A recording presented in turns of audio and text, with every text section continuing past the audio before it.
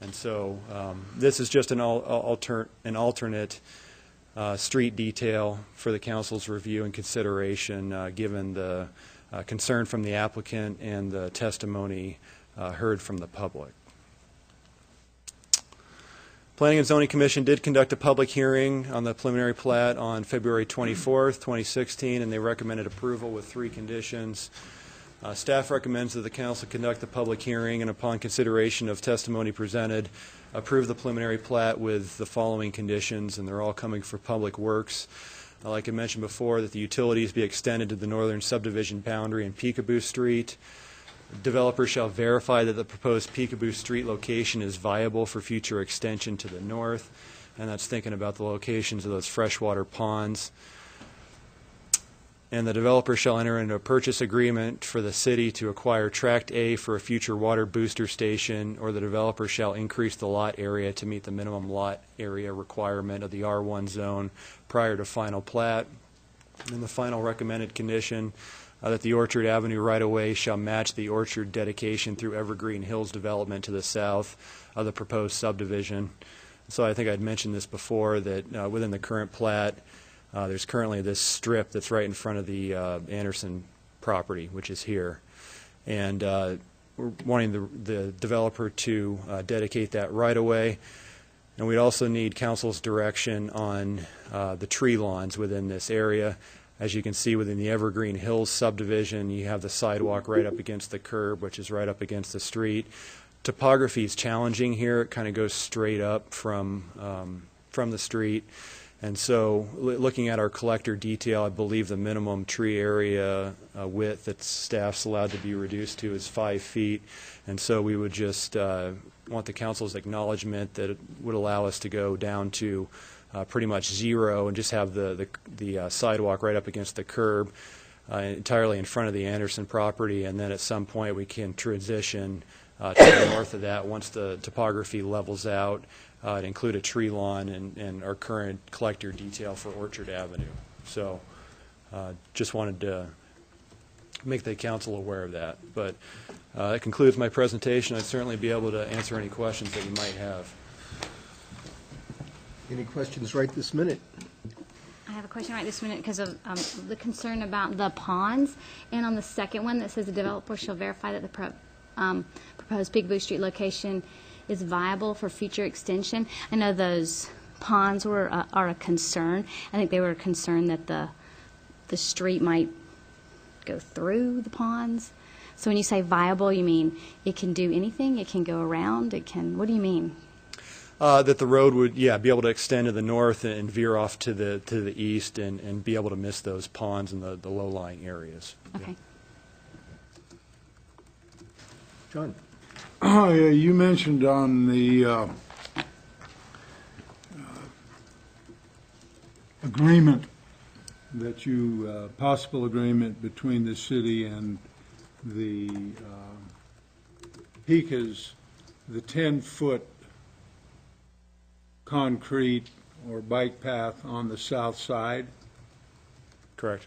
Now, right now, if you live and you're responsible for taking care of the sidewalk in front of your house in inclement weather, am I right in assuming that the city would take care of the path and the neighbors in front or behind the house would be responsible for just the 5 feet?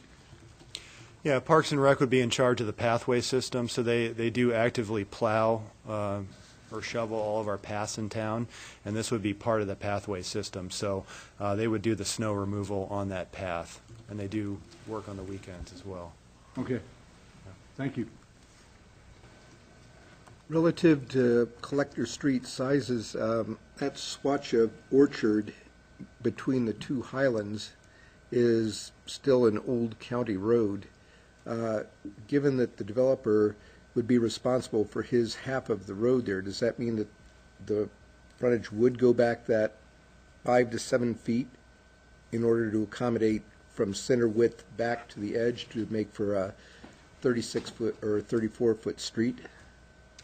Obviously, you're not going to get the full width because the west side, like you mentioned, the west side of the street's not improved, but that's just estimating, looking at where you pick up the gravel shoulder here. You know, this point to the edge of where the curbing is roughly around 5 to 7 feet, and that's the area that would need to be widened with asphalt, and then you'd have obviously the curb, gutter, and sidewalk on the east side of the street. And so at some distant future point, the west side of Orchard would eventually need to be widened if the city ever found enough money to do it.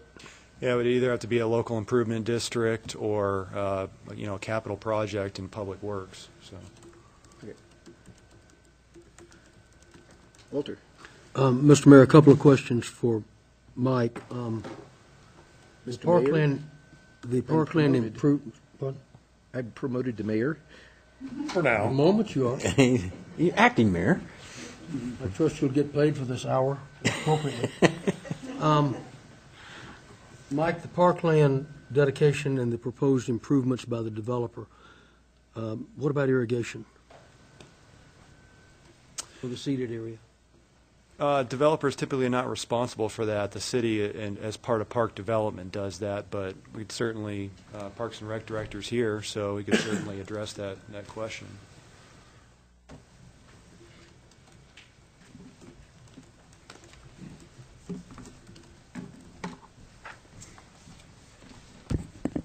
We would approach that just like we have been these other properties. So the city would put in the irrigation. City would put in The irrigation. developer would do the grading, the city would put in the irrigation, the developer would do the seeding. Yes, Okay, thank you. you bet. And if I may, Yeah. Mr. Mayor. Mike, just to confirm what I think you've already said, but the development and improvements, improvements on Orchard would only be on the east side. Correct. Okay, thank you. That's all I've got. Okay, at this time, some enlightenment, further commentary on the part of the applicant.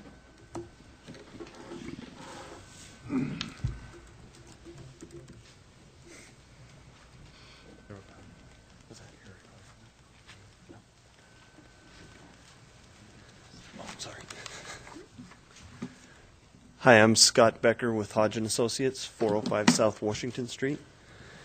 And thank you, council. I appreciate you taking the time to hear this tonight. There's just a couple items. I really appreciate staff's effort working with the developer and the developer's effort also with the give and take that they've come to this alternative agreement. And you know, it's not nobody's getting everything they want, but I think this is a really good solution that should be pursued.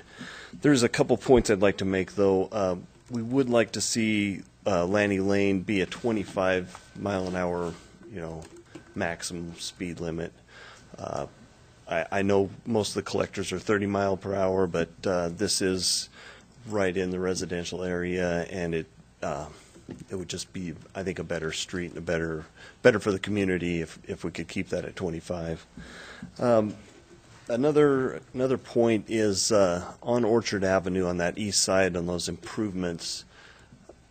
I think I know it's not ideal, but I think the zero tree lawn would be best through that whole section. It gives us a little bit safer sidewalk. Otherwise, you have a sidewalk that just kind of comes to the edge and then drops right off. It's hard to get kind of an area that like a shoulder off the side of the sidewalk that before it falls into the neighbor's property. And that goes pretty much all the way along. There's a short piece as you get closer to Lanny, but then on the other side of Lanny, it's steep again. So if we had a zero tree lawn through that whole section, it would just make the development, I think, a little bit nicer and certainly easier to develop.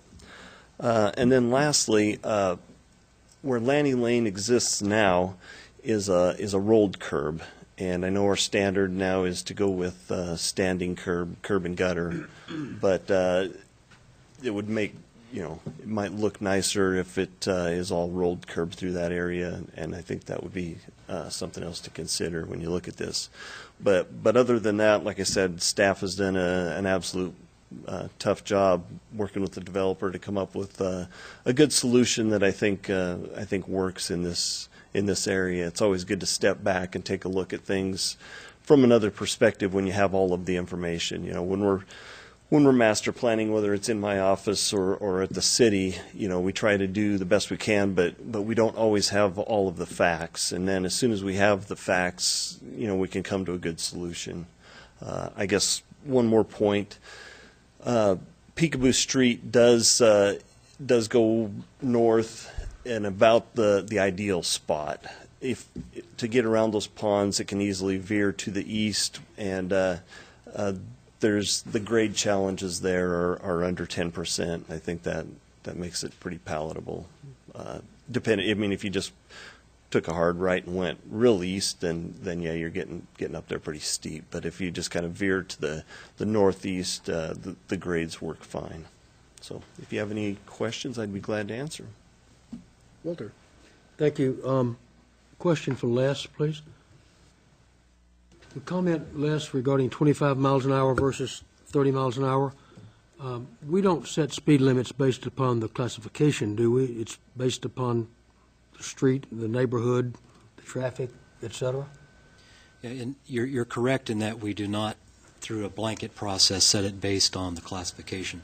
It is based on the characteristics of the road, narrowness, alignment, vertical alignment as well as horizontal, other characteristics in the area. In general, though, we do see 30 mile an hour on collector class streets, 35 on minor arterials, and 25 on locals. There are exceptions to that throughout the system. So normally we would look at a collector and say, well, hey, typically it would be a 30. Let's take a look and see if it meets that condition. In this particular situation, due to the vertical alignments coming off of Orchard and the horizontal alignment with the curves as you head to the east, Public Works would not oppose a 25 mile an hour speed limit in this section. We would also need to confirm that that is the appropriate speed. Okay, thank you. And one other? Sure. Les, again, is in the same comment from comments that Scott made. Would you speak to the rolled curb versus the A-type? Yeah, the city has moved away from the rolled curb for a variety of reasons, maintenance and cleaning operations certainly being part of that.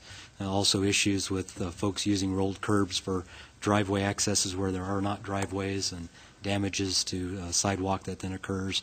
So that's the reason the city has, among others, the city has moved away from rolled.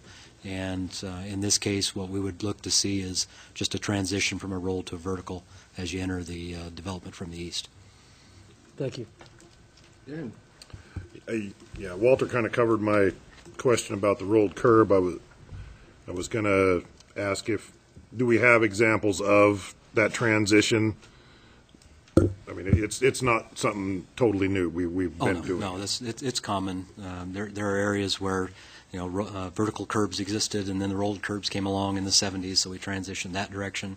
And then new subdivisions that are using vertical tying to rolled in older subdivisions, so we transitioned the other way. It's not an uncommon thing. Okay. Thanks. Mine has to do with the water, and because that's the low part coming down Picabu Street, and then they're supposed to go into the storm drain, and there's the detention pond. And I know that, I guess I just wondered, is the volume, it's hard to put this into words, is the amount of water, is there going to be more that's running through the development now that it's paved, and how long will the water be detained? There's a lot of issues related to water to address in this particular subdivision. There are, as I understand it, about 3 different locations where water enters the property.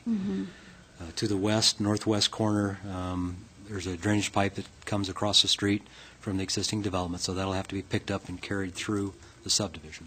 Obviously, where the ponds are located within the drainage itself, the main drainage, that water as it comes down the draw will have to be collected and passed through the subdivision.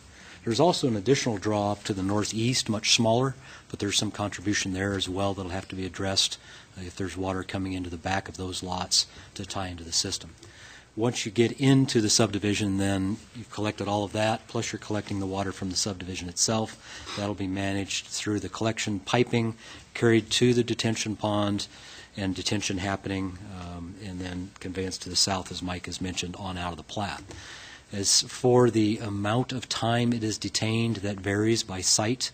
It is really a question of making sure that the amount of water that is generated from the parcel itself does not increase in terms of discharge. So the rate of discharge does not go up.